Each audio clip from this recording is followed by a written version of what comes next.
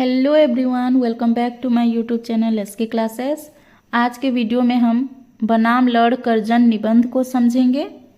बाल मुकुंद गुप्त जी द्वारा लिखित बनाम लड़ कर्जन एक व्यंग्यात्मक निबंध है। बाल मुकुंद गुप्त जी लड़ कर्जन को पत्र लिखते हैं। उनके नाम के जो शिव शंभू के चिट्ठे हैं उनमें बनाम लड़ कर्जन है, उनके नाम के 8 पत्र हैं। तो यहाँ पे उनका ये पहला पत्र था जो आपका है बनाम लड़ कर्जन। ठीक है, ये भारत मित्र पत्रिका में प्रकाशित हुआ था। बाल मुकुंद गुप्त जी अपना जो नाम है उसका प्रयोग न करके शिव शंभू शर्मा के नाम से यह पत्र लिखते हैं और इस निबंध में उनका ये पहला पत्र है। तो चलिए देखते हैं, निबंध को समझते हैं, लाइन बाय लाइन इसको पढ़ते हैं, क्योंकि एग्जाम में किसी भी लाइन से प्रश्न आ सकता है। चलिए शुरुआत करते हैं। माई लड़, यहाँ पे माई लड़ जो है लड़ कर्जन है, उनको संबोधित करके ये बोला जा रहा है। लड़कपन में इस बूढ़े भंगड़ को बुलबुल का बड़ा चाव था। उन्होंने पत्र की शुरुआत की है अपने बचपन की बातों से, जिसमें बूढ़े भंगड़ यानी कि हमारे शिव शंभू शर्मा जब वो बड़े हो चुके हैं तब की बात है। वो बोलते हैं कि बचपन में मुझे बुलबुलों का चाव था, यानी मुझे बुलबुलें पसंद थी। गांव में कितने ही शौकीन बुलबुलबाज थे। वह बुलबुलें पकड़ते थे, पालते थे और लड़ाते थे। बालक शिव शंभू शर्मा बुलबुलें लड़ाने का चाव नहीं रखता था, केवल एक बुलबुल को हाथ पर बिठाकर ही प्रसन्न होना चाहता था। पर ब्राह्मण कुमार को बुलबुल कैसे मिले? पिता को यह भय कि बालक को बुलबुल दी तो वह मार देगा, हत्या होगी, अथवा उसके हाथ से बिल्ली छीन लेगी तो पाप होगा। बहुत अनुरोध से यदि पिता ने किसी मित्र की बुलबुल किसी दिन ला भी दी तो वह 1 घंटे से अधिक नहीं रहने पाती थी, वह भी पिता की निगरानी में। यहाँ पे वो बताते हैं कि बचपन में बालक शिव शंभू शर्मा को बुलबुलों का चाव था। गांव में ऐसे बहुत सारे और भी व्यक्ति थे जो बुलबुलबाज थे, यानी बुलबुलों को पकड़ते थे, उनको अपने घरों में पालते थे। बालक शिव शंभू ब्राह्मण थे और उनके पिता को यह भय था कि अगर बुलबुल दे दिया जाए और ये मार देगा तो हत्या हो जाएगी, या फिर ये छोटा सा बालक है, अगर उसके हाथ में बुलबुल दे दिया जाएगा और बिल्ली छीन कर ले जाएगी तो भी बहुत पाप लगेगा। इसीलिए उसको बुलबुल नहीं दिया जाता था।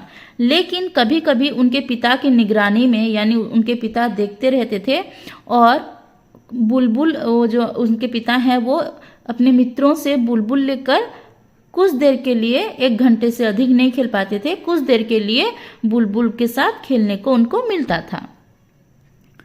आगे देखते हैं। सराय के भटियारे बुलबुलें पकड़ा करते थे। गांव के लड़के उनसे 2-2, 3-3 पैसे में देखो यहाँ पे हर एक शब्द को अच्छे से ध्यान से देखिए, क्योंकि इन्हीं शब्दों में जैसे यहाँ पे पूछा जा सकता था कि कौन बुलबुल पकड़ा करते थे, तो सराय के भटियारे बुलबुल पकड़ा करते थे। गांव के लड़के उनसे 2-2, 3-3 पैसे में खरीद लाते थे। उन जो सराय के भटियारों से लड़के कुछ पैसों से बुलबुल खरीद ले आते थे। तो बालक शिव शंभू शर्मा भी लाने योग्य थे, लेकिन वो नहीं लाते थे, क्योंकि पिता के बिना आज्ञा के वो बुलबुल कैसे लाएं? पिता की आज्ञा के बिना वो कैसे, उनकी अनुमति के बिना वो कैसे बुलबुल ले सकते हैं, ये सोचकर वो नहीं लाते थे। पर बालक शिव शंभू तो ऐसा नहीं कर सकता था। पिता की आज्ञा बिना वह बुलबुल कैसे लावे और कहाँ रखें? अब उनके पिताजी के बिना अनुमति के वो कहाँ रखेंगे? ठीक है। उधर मन में अपार इच्छा थी बुलबुल जरूर हाथ पर हो। इसी से जंगल में उड़ते बुलबुल को देखकर जी फड़क उठता था, यानी उनको बहुत इच्छा होती थी कि वो भी बुलबुल हाथ पर रखकर देखें, खेलें उनके साथ। ठीक है। बुलबुल की बोली सुनकर आनंद से हृदय नृत्य करने लगता था, यानी वो जो बुलबुलों की आवाज होती है उसको सुनकर ये बहुत खुश होते थे। कैसी कैसी कल्पनाएं हृदय में उठती थी। उन सब बातों का अनुभव दूसरों को नहीं हो सकता। दूसरों को क्या होगा? आज यही शिव शंभू है, स्वयं इसी को उस बाल काल के अनिवर्चनीय चाव और आनंद का अनुभव नहीं हो सकता। यानी ये बोलते हैं कि उस जो बुलबुल उड़ती थी और मैं देखता था, उनकी जो आवाज़ें सुनता था, वो इतना अच्छा लगता था और इतना जो उसका अनुभव किस प्रकार का था वो दूसरा कोई नहीं समझ सकता। दूसरा तो छोड़ो, मैं खुद आज जब मैं बड़ा हो चुका हूँ, मैं स्वयं ही उसको नहीं समझ सकता। यानी वो जो बचपन की चाव थी, बचपन की इच्छा थी, वो बहुत ही अद्भुत थी। उसको हम व्यक्त नहीं कर पाऊंगा, मैं व्यक्त नहीं कर पाऊंगा, ऐसे बताते हैं। ठीक है, बाल काल के अनिवर्चनीय चाव। अनिवर्चनीय चाव का अर्थ है जिसका वर्णन न किया जा सके। ठीक है, यानी इतना इच्छा हो रही थी उनको उस समय कि वो बता नहीं सकते थे। अब देखो, बहुत बचपन की बातें हैं, उनको आगे बताते हुए वो बोलते हैं कि वो जो बुलबुल पकड़ने की नाना प्रकार की कल्पनाएं मन ही मन में करता हुआ बालक शिवशंभु सो गया। यानी अब वो मन ही मन में ये सोचते रहते थे कि हाथ में मेरी बुलबुल हो, और यहाँ पे वो ऐसे सोच सोचकर वो सो गए। और सोने के बाद वही जो ख्याल है उनके मन में, वो स्वप्न के रूप में आया। उसने देखा स्वप्न में, ठीक है, उसने देखा कि संसार बुलबुलमय है। यानी उनको इतना बुलबुल पसंद था कि वो सपने में भी देख रहे हैं कि संसार जो है पूरा बुलबुलमय हो चुका है, चारों ओर बुलबुलें हैं, सारे गांव में बुलबुलें उड़ रही हैं। अपने घर के सामने खेलने का जो मैदान है उसमें सैकड़ों बुलबुलें उड़ती फिरती हैं। यानी उनके घर के सामने मैदान है, उसमें भी बुलबुलें उड़ रही है। और सब लोग नीची नीची, बचपन में वो जो बालक स्वप्न देख रहा है उसमें उसकी जो हाइट है, उसकी जो ऊंचाई है, उसी के हिसाब से सभी बुलबुलें आस ही पास में उड़ रहे हैं, ताकि वो बालक शिवशंभु आसानी से पकड़ सके, उनको छू सके। फिर वह सब ऊंची ऊंची नहीं उड़ती, बहुत नीची नीची उड़ती हैं। यानी बहुत नीची उड़ती हैं। उनके बैठने के अड्डे भी नीचे नीचे हैं, यानी वो जहाँ पे बैठते हैं वो भी नीचे हैं। और ये सारे सुंदर दृश्य जो हैं बालक शिवशंभु शर्मा स्वप्न में देख रहे हैं। वह कभी उड़कर इधर जाती हैं, कभी उधर, कभी यहाँ बैठती है, कभी वहाँ। यानी वो स्वप्न में ही देख रहे हैं बुलबुलों को इधर उधर घूमते हुए। कभी स्वयं उड़कर बालक शिवशंभु के हाथ की उंगलियों पर आ बैठती है। शिवशंभु आनंद में मस्त होकर इधर उधर दौड़ रहा है। यानी चारों तरफ बुलबुलों के साथ वो खेल रहा है, मस्ती कर रहा है, दौड़ रहा है। उसके 2-3 साथी भी उसी प्रकार बुलबुलें पकड़ते और छोड़ते इधर उधर कूदते हैं। और उन्होंने स्वप्न में देखा कि उनके और 2-3 साथी हैं, वो भी उसी मैदान में हैं, बुलबुलों को पकड़ रहे हैं और इधर उधर घूम रहे हैं, कूद रहे हैं। और ये जो स्वप्न है, इसको देखकर शिवशंभु शर्मा की मनोवांछा पूर्ण हुई। मनोवांछा का अर्थ होता है हमारे मनोकामना, ठीक है, और उनकी मनोकामना पूरी हो गई। आज उसे बुलबुलों की कमी नहीं है। जो उनको लगता था कि काश मेरे हाथ पर भी बुलबुल हो, आज उसकी कमी नहीं है। यानी उनके आसपास बहुत सारी बुलबुलें हैं। आज उसके खेलने का मैदान बुलबुलिस्तान बन रहा है। उनके घर के सामने मैदान है, वहाँ पे बहुत सारी बुलबुलें हैं, तो इसीलिए ये कहा गया है कि खेलने का जो मैदान है वो बुलबुलिस्तान बन रहा है। यानी कि वहाँ पे बुलबुल ही बुलबुल हैं। आज शिवशंभु बुलबुलों का राजा ही नहीं, महाराजा है, अपने आप को महाराजा समझ रहे हैं। आनंद का सिलसिला यही नहीं टूट गया। और आगे वो बहुत देखते हैं स्वप्न में कि एक सुंदर बाग है। उन्होंने स्वप्न में देखा कि एक सुंदर सा बाग है, बगीचा है, वहीं से सब बुलबुलें उड़कर आती हैं, वहीं से सारे बुलबुलें आ रही हैं, मैदान में उड़ रही हैं। बालक कूदता हुआ दौड़कर उसमें पहुंचा, उस बाग में पहुंचा। देखा सोने के पेड़ पत्ते और सोने ही के नाना रंग के फूल हैं। उस बाग में सब कुछ सोने का है, सोने रंग का है, ठीक है। सोने के पेड़ हैं, पत्ते हैं, फूल हैं, सब कुछ। उन पर सोने की बुलबुलें बैठी गाती हैं, और उसके साथ साथ तो सोने की बुलबुलें भी हैं, और वो भी गाती हैं, उड़ती हैं। और एक सोने का महल है जिसमें सैकड़ों सुनहरी कलश है, ठीक है। उस सोने के महल में जो सुनहरी कलश हैं, उसके ऊपर भी बुलबुलें बैठी हैं। और उनके जो 2-3 साथी थे वो भी उस महल पर चढ़ जाते हैं और वहां पे उस समय वह सोने का बगीचा, सोने के महल और बुलबुलों सहित एक बार उड़ा।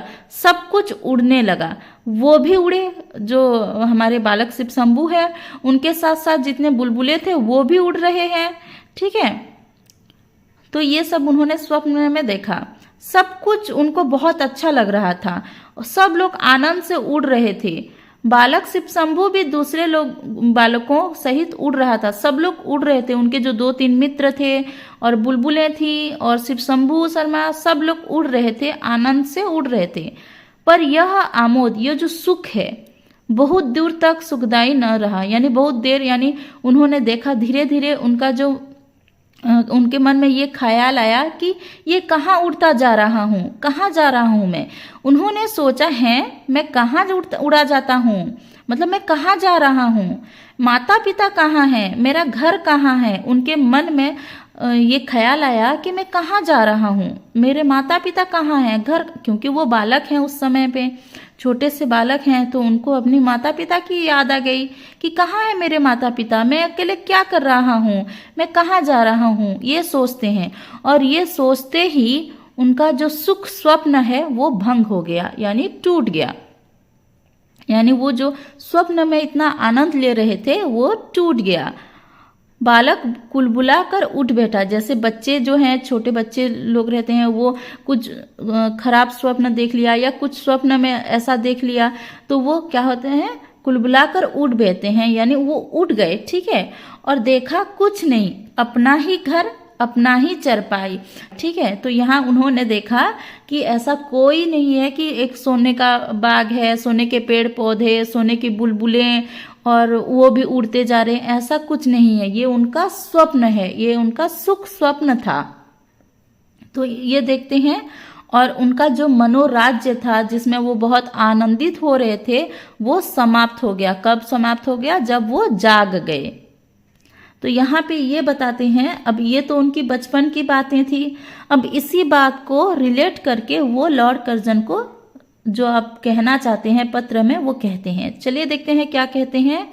आपने माय लॉर्ड, यानी वो लॉर्ड कर्जन को बोलते हैं, जब से भारतवर्ष में पधारे हैं बुलबुलों का स्वप्न ही देखा है या सचमुच कोई करने योग्य काम भी किया है। यानी जैसे बालक शिव शंभू शर्मा बुलबुलों का स्वप्न देख रहा था, क्या आपने भी ऐसा स्वप्न देखा या कुछ काम भी किया है? यानी वो जो करने योग्य काम होता है, जैसे कि अगर कोई वायसराय बन के आया है 5 साल के लिए, उसको भारत के लिए कुछ काम करना चाहिए, हमारे देशवासियों के दरिद्र को मिटाने के लिए कुछ करना चाहिए था, हमारे भलाई के लिए कुछ करना चाहिए था। लेकिन उन्होंने ये कहा, ये समझाते हुए बोल रहे हैं कि आपने कुछ करने योग्य काम किया भी है, खाली अपना ख्याल ही पूरा किया है, या यहाँ की प्रजा के लिए यानी हमारे भारतवासियों के लिए भी कुछ कर्तव्य पालन किया है। एक बार यह बातें बड़ी धीरता से मन में विचारिए। आपकी भारत में स्थिति की अवधि के 5 वर्ष पूरे हो गए। अब यदि आप कुछ दिन रहेंगे तो सूद में मूलधन समाप्त हो चुका। यानी वो कहते हैं कि आपके यहाँ पे वायसराय बनने के 5 साल पूरे हो चुके हैं, और इन 5 सालों में क्या आपने कुछ करने योग्य काम किया है, यानी कुछ ढंग का कुछ काम किया है? इसको आप अच्छे से विचारिए, सोचिए कि आपने क्या ऐसा कोई काम किया है जो हमारी प्रजा यानी भारतवासियों के लिए कर्तव्य पालन समझा जा सके। इसको बताते हुए आगे बोलते हैं, हिसाब कीजिए, नुमायशी कामों के सिवा काम की बात आप कौन सी कर चले हैं, और भड़कबाजी के सिवा ड्यूटी और कर्तव्य की ओर आपका इस देश में आकर कब ध्यान रहा है। यानी कि वो कहते हैं आप भड़कबाजी करने के यानी दिखावटी, ठीक है, नुमायशी चीजों के करने के अलावा क्या काम किया है। इस बार के बजट की वक्तृता ही आपके कर्तव्य की अंतिम वक्तृता थी। यानी आपकी बजट की जो स्पीच थी वही आपकी लास्ट स्पीच थी, आपका और कुछ काम नहीं है, और अब तक जो आपने किया है बस यहाँ तक समाप्त हो चुका। और यहाँ पे बताते हैं कि क्या आपने कुछ करने योग्य काम किया है। तो तो यहाँ पे प्रश्न ये भी आ सकता है कि लॉर्ड कर्जन की अंतिम वक्तृता कौन सी थी, तो बजट की वक्तृता। उसके बाद आगे देखते हैं, जरा उसे पढ़ तो जाइए, फिर उसमें आपकी 5 साल की किस अच्छी करतूत का वर्णन है। वो जो आपकी स्पीच है उसमें 5 साल की ऐसी कौन सी काम है जो आप उसको एक कर्तव्य मान सकते हैं। तो ये एक व्यंग ढंग से बताते हैं कि आपने कुछ भी अच्छा काम नहीं किया है जिससे किसी का भला हो सके। आप बारंबार अपने 2 अति तुम तराक से भरे कामों का वर्णन करते हैं, यानी बोलते हैं, ऐसे होता है ना कि मैंने तो ये किया है, मैंने तो वो किया है। तो यहाँ पे लॉर्ड कर्जन में भी 2 ऐसे काम हैं जो उन्होंने किया था और उसी के बारे में हमेशा बोलते थे। एक है विक्टोरिया मेमोरियल हॉल और दूसरा है दिल्ली दरबार। इन 2 कामों के बारे में लॉर्ड कर्जन वर्णन करते हैं। पर जरा विचारिए तो यह दोनों काम सो हुए या ड्यूटी। विक्टोरिया मेमोरियल हॉल चंद पेट भरे अमीरों के 1-2 बार देख आने की चीज होगा। उससे दरिद्रों का कुछ दुख घट जाएगा या भारतीय प्रजा की कुछ दशा उन्नत हो जाएगी। ऐसा तो आप भी न समझते होंगे। तो यहाँ पे बोलते हैं कि जो विक्टोरिया मेमोरियल हॉल है वो और जो दिल्ली दरबार है वो आप अच्छे से सोच के बताइए, क्या वो ड्यूटी है कि सो है। क्योंकि विक्टोरिया मेमोरियल हॉल जो है वो कुछ अमीरों के, चंद पेट भरे अमीर, यानी कि कुछ हमारे देश में उस वक्त तो बहुत गरीबी थी, तो कुछ अमीरों के 1-2 बार देखने की चीज है जो वहां पे जाके घूम सकते हैं, देख सकते हैं। लेकिन क्या उस विक्टोरिया मेमोरियल हॉल से हमारे जो देश के दरिद्र हैं, हमारे देशवासियों के कुछ दुख घट जाएगा, यानी कम हो जाएगा। प्रजा कुछ उनकी जो स्थिति है, क्योंकि उस समय अंग्रेजों के समय पे हमारी जो स्थिति थी, हमारी जो हालत थी वो बहुत खराब थी। हमारे भारत में दरिद्र छाया हुआ था, गरीबी छाई हुई थी। तो यहाँ पे वो बोलते हैं क्या हमारी जो स्थिति है, दशा है, वो उन्नत हो जाएगा, थोड़ा सुधर जाएगा। ऐसा तो आप भी ना समझते होंगे, यानी आपको भी नहीं लगता होगा कि विक्टोरिया मेमोरियल हॉल ऐसी कोई काम है जिससे हमारी परिस्थितियां सुधर जाएंगी। ये तो था विक्टोरिया मेमोरियल हॉल। दूसरा है दिल्ली दरबार। देखो प्रश्न ये भी आ सकता है कि लॉर्ड कर्जन ने किन 2 कामों के बारे में वर्णन किया है, हमेशा जिक्र करते थे। एक है विक्टोरिया मेमोरियल हॉल और दूसरा है दिल्ली दरबार। अब दिल्ली दरबार की बात सुनिए। आपके ख्याल से वह बड़ी चीज था, मतलब वो बोलते हैं कि आप इसको बहुत बड़ा मानते हैं, लेकिन जो हम भारतीय वासी हैं उनके दृष्टि में वह बुलबुलों के स्वप्न से बढ़कर कुछ न था। यानी जिस प्रकार बालक शिवशंभु शर्मा के मन में बुलबुलों का स्वप्न था, वैसे ही भारतीयों के लिए आपका ये जो दिल्ली दरबार का जो जुलूस था वो भी ऐसा ही था। जहां जहां से वह जुलूस के हाथी आए वहीं वहीं सब लौट गए। जुलूस का अर्थ होता है प्रदर्शन, या उसको कह सकते हैं प्रोसेशन। तो वहां पे लॉर्ड कर्जन हाथी के ऊपर बैठकर प्रोसेशन करते हुए, जुलूस निकालते हुए आते हैं। तो जहां जहां से वो हाथी आगे बढ़ता चलता है वहां वहां से लोग वापस लौट जाते हैं। ठीक है। जिस हाथी पर आप सुनहरी झूले और सोने का हौदा लगवाकर छत्र धारण पूर्वक सवार हुए थे, वह अपने कीमती असबाब सहित जिसका था उसके पास चला गया। वो तो भाड़े का था, जिसका था वो उसके पास चला गया, आपका तो कुछ नहीं था। उसमें जो भी लगा, उस जुलूस में जो भी था, दिल्ली दरबार में जो भी हुआ, वो आपका कुछ नहीं था, जिसका था उसके पास चला गया।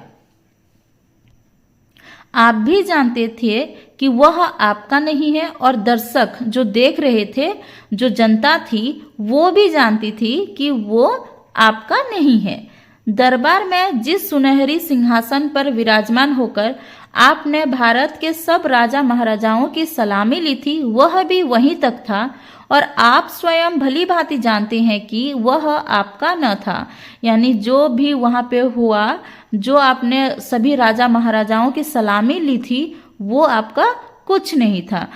उसी वक्त जो हुआ वहीं तक है, बाद में वो सब गायब हो गया, यानी वो सब उसका कोई महत्व नहीं रहा। वह भी जहां से आया था वहीं चला गया। यह सब चीजें खाली नुमाइशी थी। जो दिल्ली दरबार है वहां पे जो भी हुआ वो सब नुमाइशी यानी कि दिखावटी थी। भारतवर्ष में वह पहले ही से ही मौजूद थी, यानी जो भी दिखाया गया, हाथी आए, जुलूस आई, वो सब तो भारत में पहले से ही थी। आपने नई चीज क्या किया उसमें? क्या इन सबसे आपका कुछ गुण प्रकट हुआ? यानी आपके बारे में आप जो कर सकते हैं वो क्या आप उसमें किया?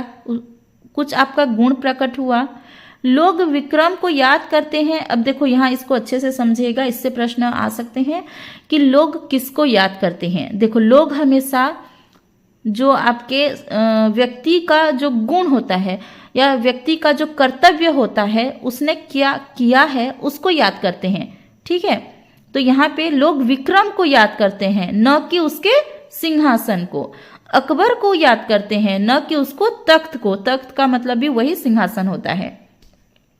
शाहजहां को याद करते हैं या उसको इज्जत देते हैं, ना ही उसके तख्ते ताउस को, यानी उसके सिंहासन को नहीं। कोई नहीं पूछता है कि कितना बड़ा सिंहासन था या कितना महंगा था या कितनी दिखावटी थी, उसमें कितने हीरे जड़े हुए थे, ये सब कोई नहीं पूछता है। उनके जो काम है उसके बारे में सब लोग उसको याद करते हैं। ठीक है, आप जैसे बुद्धिमान पुरुष के लिए यह सब बातें विचारने की है।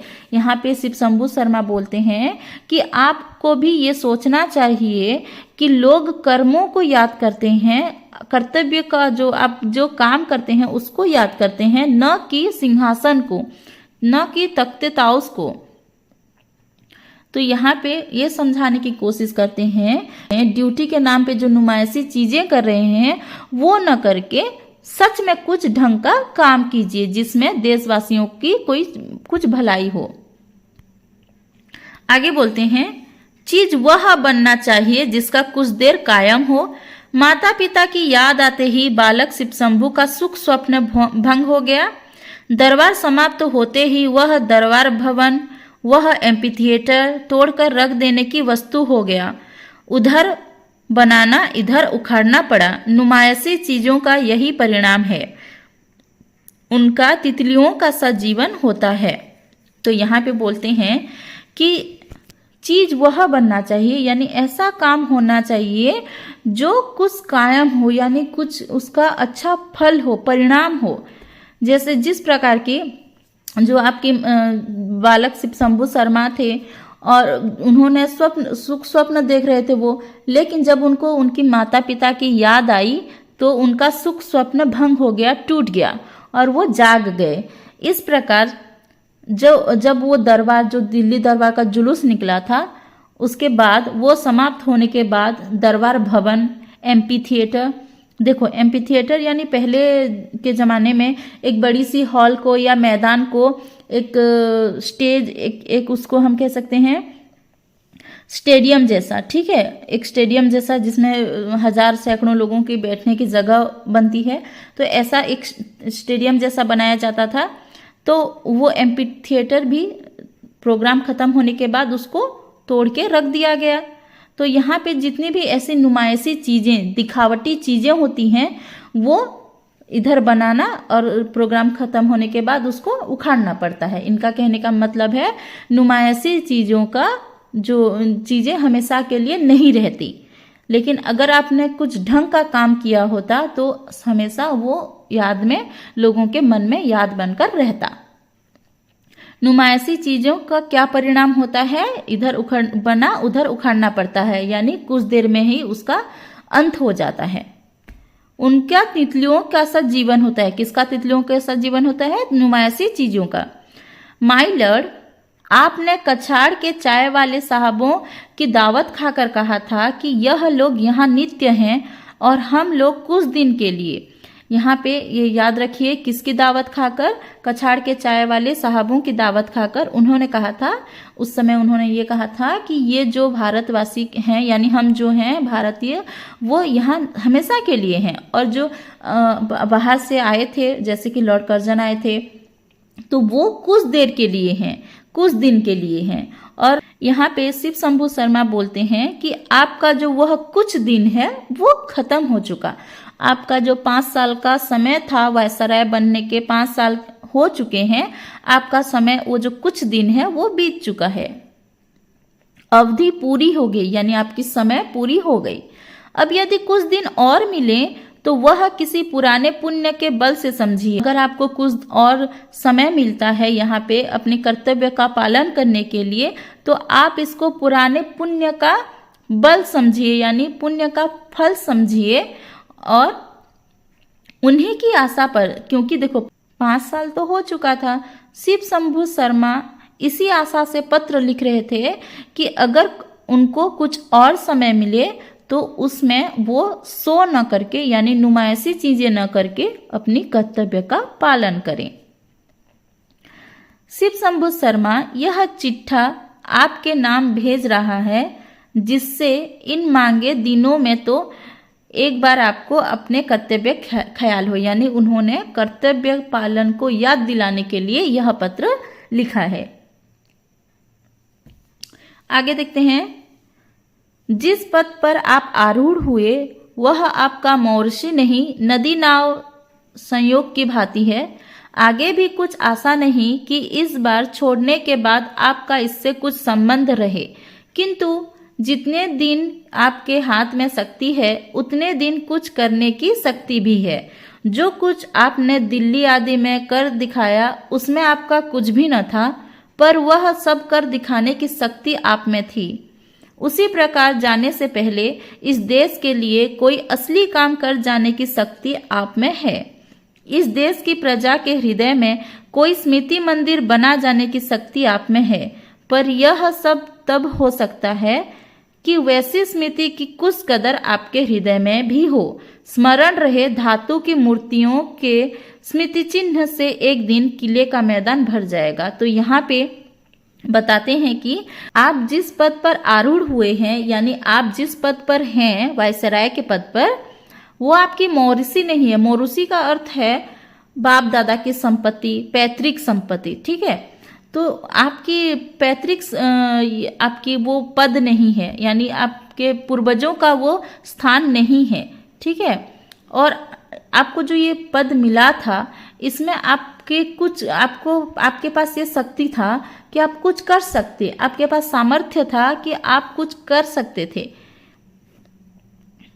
और जो आपने दिल्ली आदि में किया, यानी जो दिल्ली दरबार का जो जुलूस निकाला या जो विक्टोरिया मेमोरियल हॉल बनाया, तो ये सब जो था आपका कुछ न था। यानी जो दिल्ली दरबार में हुआ वो आपका कुछ नहीं था। उसमें ना आपके जो सुनहरी पोशाक थी या हाथी थे या वो जो एम्पी थिएटर था, उसमें से कुछ भी आपका नहीं था। उसमें कुछ गुण प्रकाशित नहीं हुआ था, लेकिन वो सब करने की आप में शक्ति है। इनका कहने का मतलब है कि आप में कुछ कर दिखाने की शक्ति है। अगर आपको समय मिले, आपको और अधिक समय दिया जाए, तो आप उसमें अपने कर्तव्य का पालन करते हुए कुछ अच्छा काम कर सकते हैं और प्रजा के, यानी कि हमारे भारतवासियों के हृदय में स्मृति मंदिर बना सकते हैं, यानी यादगार, हमेशा के लिए यादगार बना सकते हैं। प्रजा के हृदय में स्मृति मंदिर बना सकते हैं, लेकिन तब बना सकते हैं जब आप खुद उसकी कदर कर सकें। तो यहाँ पे कंपैरिजन होगा कि धातुओं की मूर्ति और हृदय में, लोगों के हृदय में, लोगों के मन में स्मृति की मूर्ति या स्मृति मंदिर बनाना अलग अलग बात है। जैसे कि देखो, किले के मैदान में धातुओं की मूर्ति है, ठीक है, धातुओं की मूर्तियों के स्मृति चिन्ह है, जैसे कि महारानी का स्मृति मंदिर, ठीक है, और भी कई सारे व्यक्तियों के हैं, तो एक एक करके आगे देखेंगे। महारानी का स्मृति मंदिर मैदान की हवा रोकता था या न रोकता था, पर दूसरों की मूर्तियां इतनी हो जावेंगी कि 50-50 हाथ पर हवा को टकरा कर चलना पड़ेगा। जिस देश में लॉर्ड लैंसडौन की मूर्ति बन सकती है, उसमें और किसकी मूर्ति नहीं बन सकती है। माय लॉर्ड, क्या आप भी चाहते हैं कि उसके आसपास आपकी ही वैसी ही मूर्ति खड़ी हो? यानी ये बोलते हैं कि जो किले का मैदान धातुओं की मूर्तियों से भर जाएगा। वहाँ पे महारानी की जो मूर्ति है वो किले का हवा रोकती है या नहीं रोकती पता नहीं, लेकिन इतनी मूर्तियां हो जाएंगी कि वो हवा को 50-50 हाथ पर टकराना पड़ेगा, यानी हर जगह पे मूर्तियां रहेंगी। जिस देश में, यानी हमारे यहाँ उस किले के मैदान में क्या था, लॉर्ड लैंसडौन की मूर्ति बन सकती है, तो किसी की भी बन सकती है। और क्या आप चाहते हैं कि आपकी भी मूर्ति वहां रहे? और यहाँ पे आगे बोलते हैं, यह जो मूर्तियां हैं किस प्रकार के स्मृति चिन्ह हैं? इस दरिद्र देश के बहुत से धन की एक ढेरी है जो किसी काम नहीं आ सकती। कि ये जो मूर्तियां बनवाई जाती हैं वो सिर्फ धन का जो बर्बादी है, ठीक है, एक तरह से उसको कह सकते हैं कि धन की बर्बादी है। वो धन की एक ढेर है जो किसी भी काम का नहीं है, ठीक है। हमारा देश तब दरिद्र था, यहाँ पे हमारे देश को दरिद्र कहा गया है, दरिद्र देश कहा गया है क्योंकि उस समय उसकी कोई महत्व नहीं है। चाहे आप कितनी भी मूर्तियां बनवाएं, वो देश की उन्नति के लिए काम नहीं आएगा। एक बार जाकर देखने से ही विदित होता है कि वह कुछ विशेष पक्षियों के कुछ देर विश्राम लेने के अड्डे से बढ़कर कुछ नहीं। वो जो मूर्तियां हैं वो केवल पक्षियों के विश्राम करने की जगह बन चुकी है। माय लॉर्ड, आपकी मूर्ति की वहां क्या शोभा होगी? मतलब बोलते हैं कि वो जो जगह सिर्फ पक्षियों के विश्राम करने के अड्डे बन चुके हैं, आपकी मूर्ति वहां पे क्या शोभा पाएगी? आइए मूर्ति दिखावें। वह देखिए एक मूर्ति है जो किले के मैदान में नहीं पर भारतवासियों के हृदय में बनी हुई है। यहाँ पे बोलते हैं कि चलो हम और मूर्तियां दिखाते हैं जो मैदान में नहीं है लेकिन भारतवासियों के हृदय में है, मन में है। जैसे कि हैं आपके लॉर्ड रिपन की मूर्ति, ठीक है। यह लॉर्ड रिपन की मूर्ति है। लॉर्ड रिपन की मूर्ति क्यों भारतवासियों के दिल में है? क्योंकि देखो, लॉर्ड रिपन जो है वो भी भारत के वायसराय थे और उन्होंने अपने कार्यकाल में कई सारे अच्छे कर्म किए थे, अच्छा कर्तव्य पालन किया था। जैसे कि था, एक है द फैक्ट्री एक्ट। उन्होंने अपने कर्तव्य काल में द फैक्ट्री एक्ट लाया था जिसमें बाल मजदूरों के प्रति रोक लगाया गया था, ठीक है। जो छोटे बच्चे थे जिनका शोषण होता था उस समय, तो उन्होंने नियम लागू किया था कि 7 साल के कम उम्र के बच्चे फैक्ट्री में काम नहीं कर सकते, यानी बाल मजदूर के खिलाफ उन्होंने एक्ट निकाला था, नियम निकाला था, ठीक है। तो ये एक अच्छी बात थी। उसके अलावा ये भारतीय अकाल संहिता को भी बढ़ावा दिया था, इसीलिए भारतवासियों के हृदय में लॉर्ड रिपन की मूर्ति है। यानी हम उनको अच्छे कर्मों के लिए, अच्छे कर्तव्य पालन के लिए याद करते हैं। एक उनकी मूर्ति है। दूसरा है, देखिए एक स्मृति मंदिर। यह आपके 50 लाख के संगमरमर वाले से अधिक मजबूत है और सैकड़ों गुना कीमती है। देखो, प्रश्न ऐसे भी आ सकता है कि कौन सी स्मृति मंदिर 50 लाख संगमरमर वाले से अधिक मजबूत है और सैकड़ों गुना कीमती है, ठीक है। तो एक एक सेंटेंस को अच्छे से पढ़िएगा। तो ये है स्वर्गीय विक्टोरिया महारानी का सन 1858 ईस्वी का घोषणा पत्र। इसको अच्छे से याद रखिए क्योंकि ये जो घोषणा पत्र था, इसमें महारानी विक्टोरिया ने हम भारतवासियों को आर्थिक समानता, राजनीतिक स्वतंत्रता और सांस्कृतिक स्वतंत्रता प्रदान किया था। तो इसीलिए हमारे लिए ये 1858 ईस्वी का घोषणा पत्र महत्व रखता है। आपकी यादगार भी यही बन सकती है। जैसे, मतलब इनका कहने का मतलब है, जिस तरह लॉर्ड रिपन और महारानी विक्टोरिया की सन 1858 ईस्वी का घोषणा पत्र भारतवासियों के हृदय में है, मन में स्थान प्राप्त किया है, वैसे ही आपकी भी स्मृति मूर्ति या स्मृति मंदिर भारतवासियों के हृदय में बन सकती है, ठीक है। मतलब कहने का मतलब है, कर्तव्य पालन ऐसा कीजिए कि भारतवासी आपको याद करें, हमेशा याद करें। यदि इन 2 यादगारों की आपके जी में कुछ इज्जत हो, ठीक है, जो आप भी अपनी यादगार भारतवासियों के हृदय में बना सकते हैं यदि आप इन 2 यादगारों को, कौन से 2 यादगार, एक है लॉर्ड रिपन और दूसरा है महारानी विक्टोरिया का सन 1858 ईस्वी का घोषणा पत्र, ठीक है। मतलब समाप्त हो गया, जो लिखना था वह लिख गया। अब खुलासा बात यह है कि एक बार सो और ड्यूटी का मुकाबला कीजिए। सो को सो ही समझिए, सो ड्यूटी नहीं है। माय लॉर्ड, आपके दिल्ली दरबार के याद कुछ दिन बाद उतनी ही रह जाएंगी जितनी शिव शंभू शर्मा के सिर में बालकपन के उस सुख स्वप्न की है। यानी कहने का मतलब है, जिस प्रकार बालक शिव शंभू शर्मा के जो बालपन है उसमें जो बुलबुलों का सुख स्वप्न था, जैसे ही उनको अपने माता पिता की याद आई, वो जो सुख स्वप्न है वो क्या हो गया, दूर हो गया। ठीक है, वो हट गया, स्वप्न टूट गया। उसी प्रकार दिल्ली दरबार की याद भी कुछ दिनों में मिट जाएगी, यानी लोग उसको भूल जाएंगे। और यहाँ पे कहते हैं सो और ड्यूटी में मुकाबला कीजिए। सो को सो ही रहने दीजिए और ड्यूटी को मतलब आप अपने ड्यूटी को निभाइए। तो यहाँ पे बालक शिव शंभू शर्मा के बचपन की बात को लेकर उससे रिलेट करके, बुलबुलों के साथ रिलेट करके यहाँ पे हमारे निबंधकार ने बनाम लॉर्ड कर्जन के नाम पे ये पत्र लिखा था और उनको अपने कर्तव्य की याद दिलाई थी। आई होप आपको ये वीडियो समझ में आ गया होगा। बुक रीडिंग अच्छे से कीजिए और नेक्स्ट वीडियो में हम इसका क्वेश्चन आंसर करेंगे। अगर वीडियो पसंद आया है तो वीडियो को लाइक कीजिए और चैनल पे नए हैं तो चैनल को सब्सक्राइब कर लीजिए। मिलते हैं एक नई वीडियो में। धन्यवाद।